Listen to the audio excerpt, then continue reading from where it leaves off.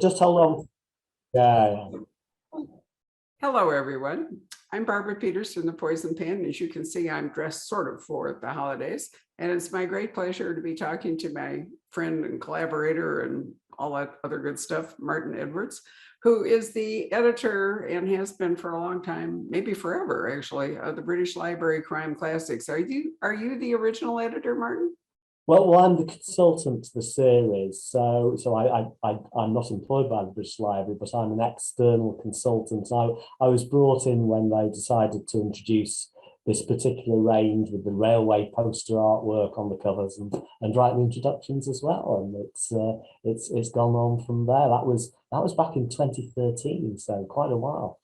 It has been, and it's just a gorgeous and glorious collection. The railway posters for covers. I mean, who knew that the British railway system had produced this astonishing artwork? You know, Jacqueline Winspear actually found one that has our late and much loved dog standing, you know, in an open car, and I just thought, wow, the British railway posters have art for practically every occasion. Absolutely, yes, and Right. it's worked. But you're absolutely right. You're the editor of some, mostly the anthologies. And then Yes. the British Library series also produces wonderful reprints of classic works by primarily Golden Age authors. But in point of fact, we might nudge it up. I've been urging Martin to move the needle slightly forward because there's some, you know, when we started, they weren't classics. I was thinking about Agatha Christie. When I started reading Agatha Christie, Martin, in 1950, because I was a precocious reader, the Victorians were like, you know, 100 years back, and that all seemed very historical. And now I realize that in reading Agatha Christie for a new reader today, she is to them what the Victorian writers, let's say, a Trollope Yeah, was to me, yeah, you know, in that time right. frame. So while Murder at the Vicarage was a contemporary village mystery or cozy when she wrote it, now it's a British historical cozy. So Well, you're that's working right. on bringing those books that were not by the most famous of those Golden Age writers, right? That's right, and the concept of the series has always been to introduce long forgotten authors and books, or mainly forgotten authors. There's some better known names such as John Dickson Carr, but primarily people who've been out of print for a very long time. Some of them were successful in the day. Some of them were not particularly well known, but to bring a range of books, a range of styles, humor, darker stories, some seasonal mysteries, quite a few Christmas mysteries along the way. But also, as you've said, Barbara, this element of social history that you get from the books is one of the great bonuses of the series. I think that these writers were not trying to tell us about life as it was in the 20s or the 30s or the 40s or whenever. But inevitably, as a writer, you reflect the world you live in, the society you live in. And now we can enjoy the mysteries, we can enjoy the puzzles in the puzzle books, but we can also enjoy this window into a vanished world. And I think that's a big part of the appeal of the series, as well as a touch of nostalgia sometimes. But that window into how things were decades ago is really valuable, and you get it in crime fiction in a way that you don't get it so much anywhere else, I think. Well, one of the things I love about the series is that you get to go to lots of different landscapes in Britain, some of which you might not know. I can't remember the exact title, but there's a book by Mary Kelly. Was it called Spoilt to Kill? It's The Spoilt Kill in a book from the early 60s, which won the Gold Dagger, pipped John le Carré to the Gold Dagger, but it's set in what was in those days a very unfashionable background, the Staffordshire pottery industry, wonderfully evoked with a great first person narrative, wonderfully structured story, and really a forgotten classic. I do believe that. It's an absolute knockout book. I mean, I fell wildly in love with it, and we've sold loads of copies of it. And the fact that, you know, today it presents as historical fiction, as I just pointed out, so does Agatha Christie or Dorothy Sayers or Josephine Day or Marjorie Allingham or any of those. But what I wanted to talk to Martin about today, in the theme here of Christmas, is the new anthology that came out with clever marketing, and it's called A Surprise for Christmas. So Martin, what can you tell us about it?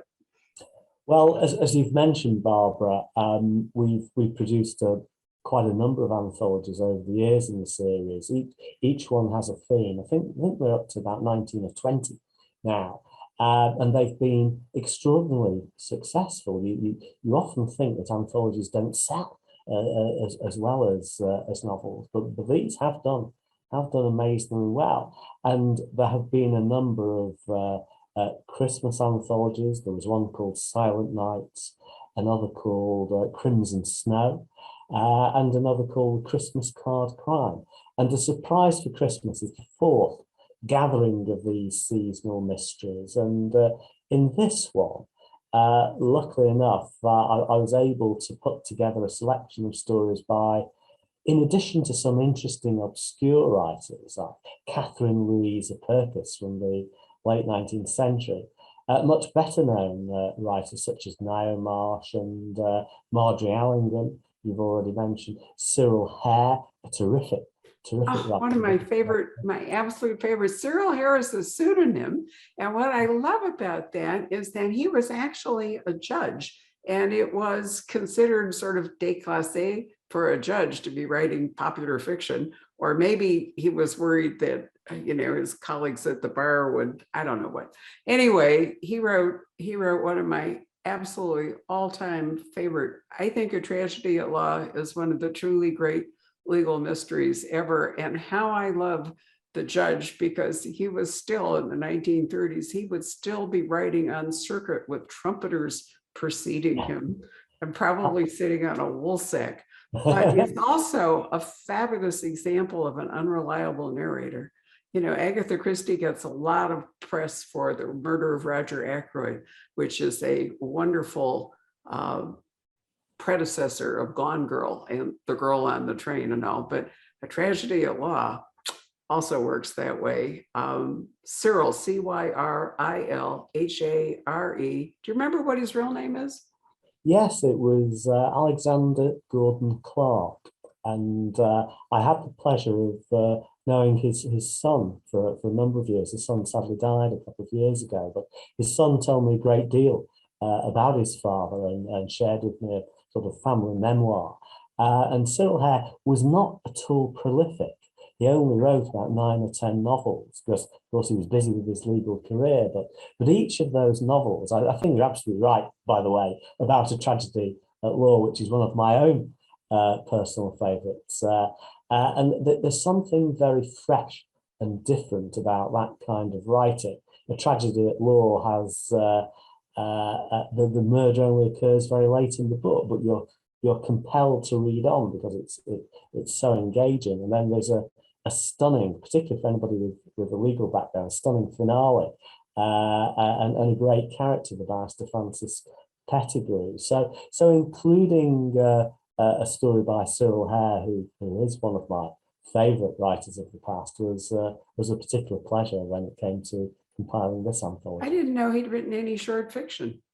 Oh, he did, and he had posthumously, because he died when he was in his late 50s, so far too young, and he was a great friend of another lawyer, but a solicitor, Michael Gilbert, and Michael Gilbert actually edited a collection called The Best Detective Stories of Cyril Hare, which has I will have to find that. You're right about Michael Gilbert, who, as I remember, he wrote his wonderful books on the train because he commuted into the city from his rural home in the south of England, wherever it was.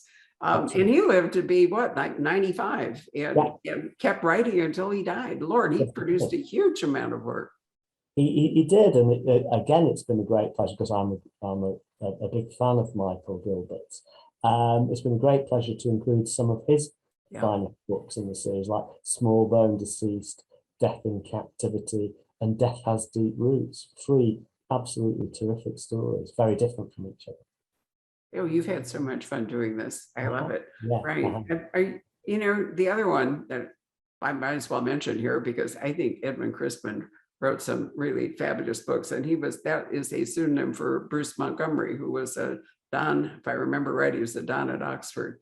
And again, the Oxford people often wrote under pseudonyms because, it didn't quite go with their academic reputation. But I think Gervase Fenn was one of the truly great.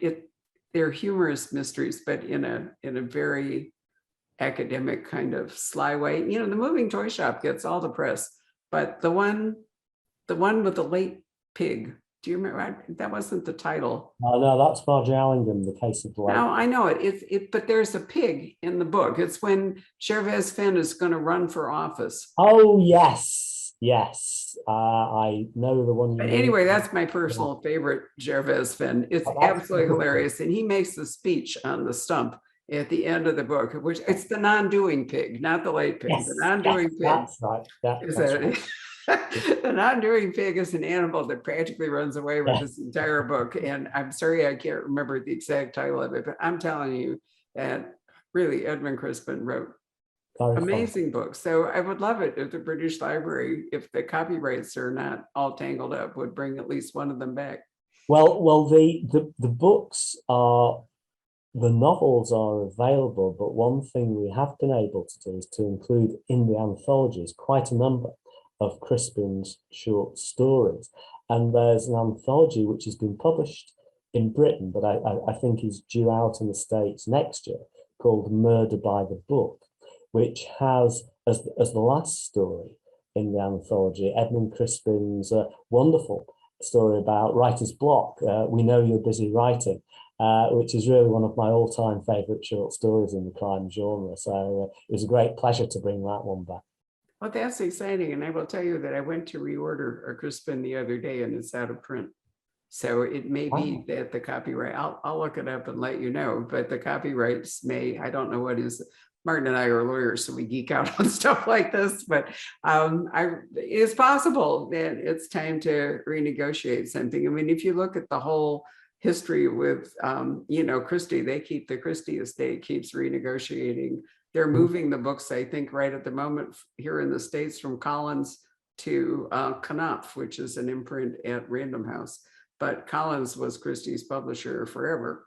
Yeah. And I'm really kind of surprised by that. So who knows how it'll all go. Anyway, Josephine Tey, I'm happy to say, is still in print at Simon & Schuster, and is one of my all-time favorite authors. And Marjorie Allingham, Felony and Mayhem, had done her books here in the States, and I'd have to check in on them. And Dorothy Sayers remains at Collins. And anyway, I love the British Library classics because they give you a chance to read, as Martin said, books that haven't survived as like the big six, but are well worth reading. Anyway, what are some of the other stories in the Christmas surprises? Well, there is quite a mixture. If I just run through the contents list quite briefly, I won't spend too much time, but there's, I mentioned the Loveday Brook short story by Catherine Perkis. There's G.K. Chesterton, Niall Marsh, John Dixon Carr under his Carter Dixon pseudonym, E.R. Punchin, who was a big figure in the British Golden Age in the 30s and 40s, Ernest Dudley, who was mainly a radio writer but produced some good novels and short stories. A name that may surprise you, but I'm sure you're familiar with it, Victor Canning. Really? A writer. Yes, there's. I love his thrillers. I'm trying to remember. He had one with the word black in the title, and I've treasured it for years. Well, there's one called a Venetian. Is it not a Venetian affair? The Scorpio Man was one. The Birdcage series, but he often wrote. Well, he wrote private eye stories. He wrote spy stories. He wrote thrillers. But this is a story called Dick Whittington's Cat by Victor Canning. So I was very, very pleased. I've liked Victor Canning for a long time. Cyril Hare is the title story, Surprise for Christmas. And then we have Marjorie Allingham on Christmas Day in the morning. Anthony Gilbert, actually a female writer of the Golden Age, Give Me a Ring. That's the longest story in the book and a very good one. A story by a less well-known writer, Barry Perone, and also a story by Julian Simmons to complete the selection. So quite a mix of styles of story and very much a mix of authors as well, and covering a period from the 1890s to the 1960s. So quite a long span of time. So I do hope it's a book that offers something for everyone. Wow, I'm so well. As you could tell from this conversation, it's just arrived at the Poison Pen, and I haven't had time to read it yet, but I certainly will. So, Martin, when you're putting together a collection like this based around a theme, do you need a mix of well-known names in order to bring people into the anthology as well as lesser authors? Yes, less well-known. Let me rephrase that. I didn't mean lesser authors, but authors whose name recognition is not as powerful. Exactly, and I think this is often a good method for an anthology of crime stories to have one or two names who will be recognised by the majority of readers, and hopefully to encourage people to sample names that may be completely unknown to them. People who write very interesting stories, and as I've often said with anthologies, you can't expect as an editor of a book like this that every single reader will like every story individually. But what you do hope is that over a number of readers, that there will be some who like certain stories, some who like others, and so on, so that in one way or another you cover the whole range and appeal to as wide a readership as possible. And it's partly this mix of period, it's partly the mix of styles of story, and partly the emotions evoked, whether it's humor or fear or the puzzle or whatever it may be. But having that mixture seems to me to be very attractive, like a Christmas selection box that. Well, that's very true. I mean, it's basically a smorgasbord, where people, a buffet, if you want to call it, where people get to sample different things according to their taste. And I've read a lot of anthologies, and clearly not every story is really going to be a winner with you, but you hope that some are, and you hope you will discover either a new author, or you can discover an aspect of an author that was previously unfamiliar to you. So, I think there's a surprise element that generally kicks in with anthologies. I will also point out in a commercial way that they make excellent presents. For one thing, you can dip in and out of them, so it's not a huge time commitment, like reading an entire novel, which is particularly useful at the holiday season, when perhaps reading time is, maybe 20 minutes or something before bed, or as a break with afternoon tea and all. And so a story works where a novel would defeat you. Exactly, yeah. But you don't have to, you can give it to people whose literary taste you may not really know, and figure that some of it will work for them. So I think of them often as stocking stuffers, and because the British Library series is in large paperback format, and an attractive price of, I think it's $15.95 here in the States, it's not a big monetary commitment. So again, it's something that really makes an excellent gift. We've carried the whole range of the holiday, and some of them are actual books. I mean, you've mentioned the anthologies, but you've also published and one that was not a Christmas one, but a winter one, was a fluke bestseller, Back Again, by, is it Farjan who wrote it? Yes, Mystery in White, which was a colossal bestseller. It absolutely astonished us that in Britain, it outsold Gone Girl that particular Christmas. It was phenomenally successful, and the heirs to the Farjan estate were very, very pleased about it, I must say. So you just never know with publishing, do you? It was something that series began in a small small way, almost as an experiment, and it's carried on and it's grown, and I think some of the titles we've got coming up are some of the most exciting we've ever Well, brought that's up. really great news. I mean, it is helpful when one becomes, a quote bestseller, and that makes that raises the whole awareness, and the profitability, which is a thing that publishers do have to consider Yeah. because they're, after all, a business.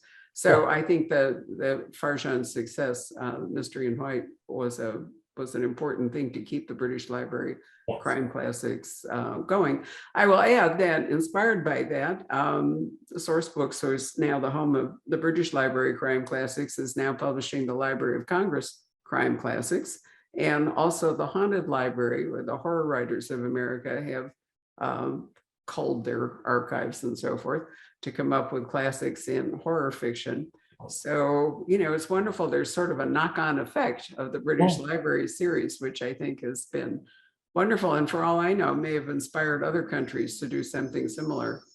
Yes, I think so, and a range of publishers. So the British Library brings out one book a month, but in the last few years, a whole wave of reprints have come out, and books that were previously unavailable, except at ludicrously expensive prices on the second-hand market, are now readily available in the shops, and that's wonderful to see.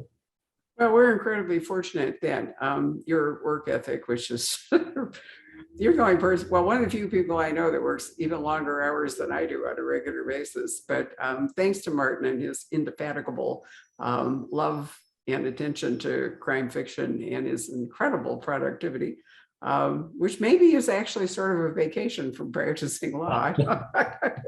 Perhaps the publishing world is not as rigorous as the legal world. But in any case, thanks to Martin, we do have this amazing series, and we do have wonderful classics. So the new one again, Martin, hold up the cover again. A Surprise for Christmas. Thank you. A Surprise for Christmas. And as you can see, it has one of those wonderful poster covers from, it's just a wonderful package all the way around. So thanks, Martin, for sharing a little time with me in this conversation. I really appreciate it. Let me wish you and yours a very happy holiday season. Happy holidays.